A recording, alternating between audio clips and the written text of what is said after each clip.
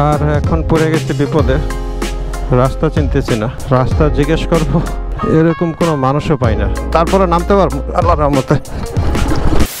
Hello, assalamu alaikum. This is Ali Ahmed. You are watching Ali's Capture and welcome to my channel once again. নতুন এই সেটআপটা করার কারণ হচ্ছে আমার যে ফুল ফেস ক্যামেরা, সেই ক্যামেরার হেলমেটটা ভেঙে গেছে। আর এই সেটআপটা করেছি এইভাবে, আমি মোবাইল থেকে দেখানোর চেষ্টা করি, যদিও আমি জানি না সাউন্ড কতটা আসবে হাতের ভিতরে। So Eid Mubarak. অ্যান্ড রোদের একটা মানে যে তাপদাহ, সেই তাপদাহর মধ্যে ঈদ আসলে কতটা এনজয়েবল আমি জানি না। তো প্রচণ্ড কষ্ট হচ্ছে সবার। সো বের হলাম, অ্যান্ড বের হয়ে বাচ্চারা যাবে তার নানুর বাড়িতে। ঈদ যেটা আসলে আমাদের এই এজে এসে তেমন একটা মানে আনন্দের থাকে না, যেই কারণে আমারও খুব একটা নেই। ঘুম থেকে উঠলাম, বাইক ওয়াশ করলাম। ঈদের দিন আমি নিজে ওয়াশ হব, বাইকের জন্য একটা ওয়াশ হবে না তা হবে না। দেন নামাজ পড়তে গেলাম, নামাজ পড়ে আসলাম, আর এসে একটা ঘুম দিলাম, কারণ বাইরে যে রোদ পড়েছে সেই রোদে যাওয়ার উপায় ছিল না।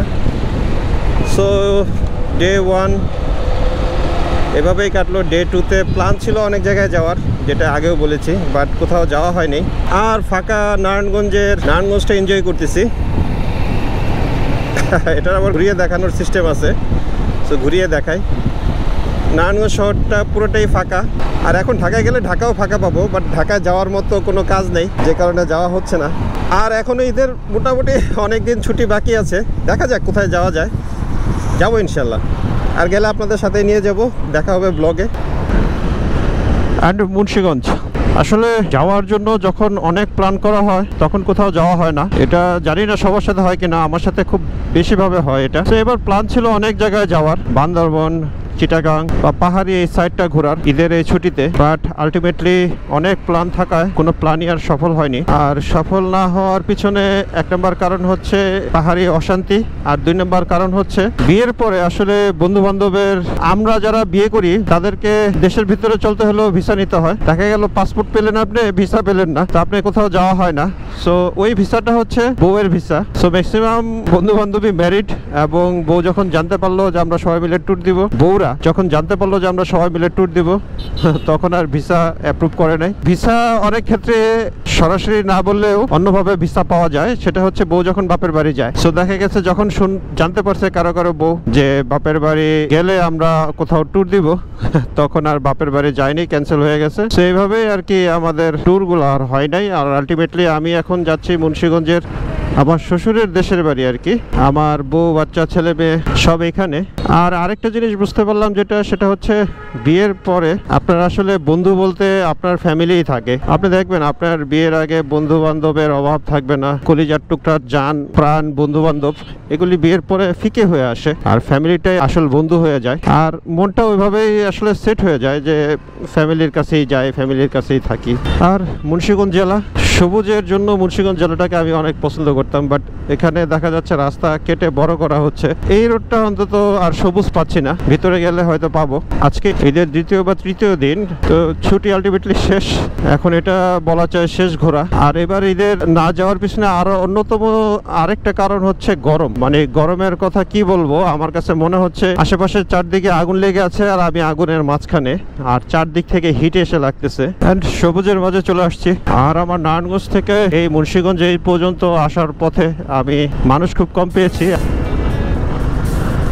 আর বৈশাখ মাসের বিভিন্ন জায়গায় দেখলাম মেলা হচ্ছে। সব মেলাগুলো দেখলে ছোটবেলার কথা খুব বেশি মনে পড়ে।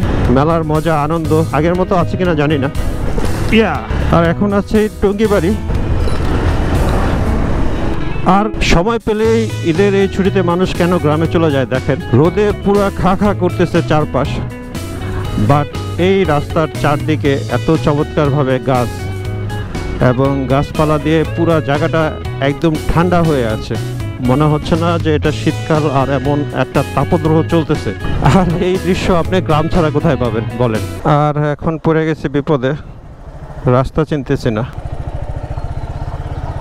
ও সরি বেবি, রাস্তা জিজ্ঞেস করবো এরকম কোনো মানুষও পাই না।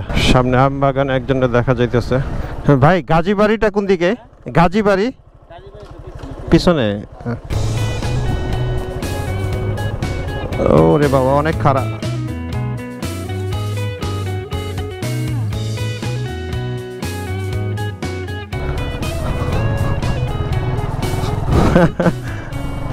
আর এই হচ্ছে অবস্থা। এখন জমি দিয়ে যাচ্ছি, কারণ মেইন রাস্তা যেটা, সেই রাস্তাটা কাটা, কালভার্টের কাজ চলতেছে। সো মেইন রাস্তাটা কাটা থাকাতে আমাকে বিকল্প রাস্তা দিয়ে আসতে হলো। আর এটাই হচ্ছে গ্রামের মজা।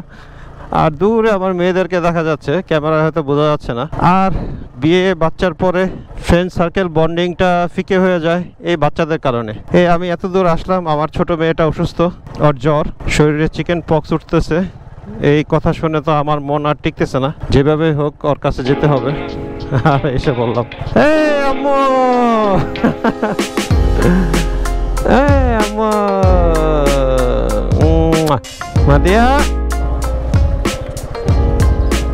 ওদিক দিয়ে যাবো, এদিক দিয়ে এসে বলি।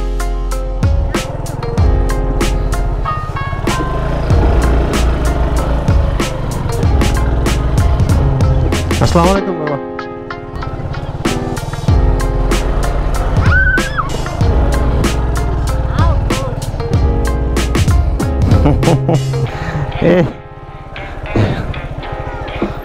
আমো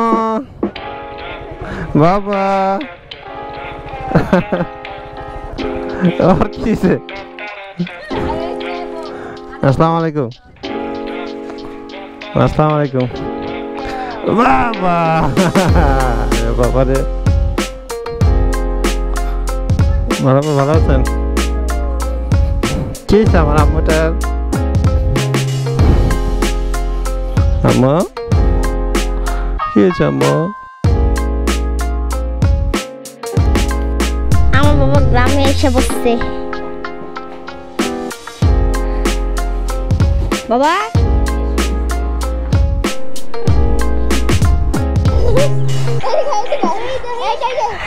অ্যান্ড এটাই ছিল ঈদের ঘোরাঘুরি, এই ছিল ঈদের কাহিনী। সো আজকের মতো বিদায় নিচ্ছি। টাটা, বাই বাই, আল্লাহ হাফেজ। Live your life, live your dream, be happy always.